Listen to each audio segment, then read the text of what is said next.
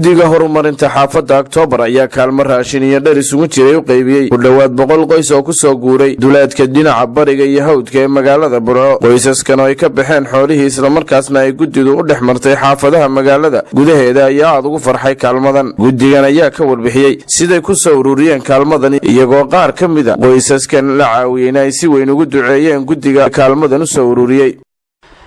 waxaan halkan ku qaybinaynaa raashin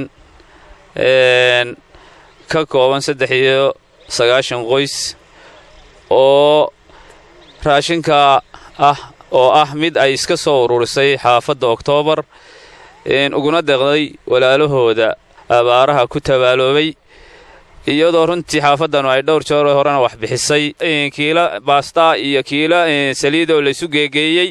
waxaan leeyahay innaga wax istari karna markaynu soo naxariisanaa baan Ilaahay noo naxariisanaya. barakallahu fiikum.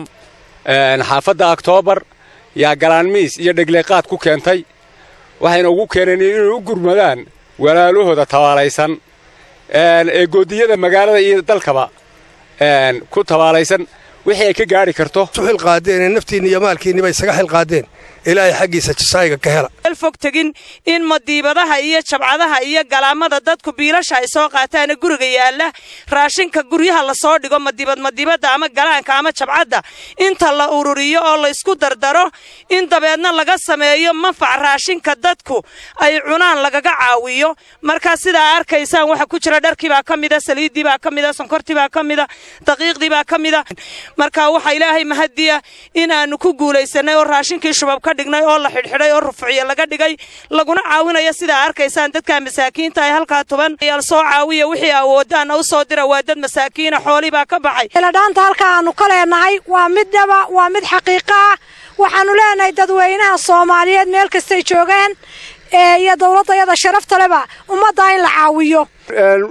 dadka soo ururiyay raashinkan ee fikiray in ay dadka baahan wax siiyaan Ilaahay waxaan uga baryaynaa inuu jijaayiskeeda ka siiyo. annaguna waanu mahad celinaynaa. waxaan caawiyo Ilaah baa caawiska leh xaafaddan Oktoobar waxa ay nagu caawiyeen saadka ah ee aan quudanano ee dadka yaga ay nagu caawiyaan waxaanu leenahay Ilaahay ha ka abaal mariyo. Ilaahay baa mahad leh. waxaanu mahad u celinaynaa walaalaha iyaga noo halgamay ee noo keenay inta noo keenay xaafadda Oktoobar. Ilaahay khayr ha siiyo, Ilaahay garabkooda ha galo.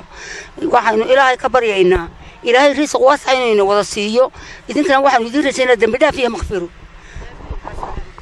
baryaynaa Ilaahay waxaanu ka baryay waxsan iyo wax roon muraad idinkana muraadkii noo sanaan maxsilahay muraadkii noo sanaan maxsilahay.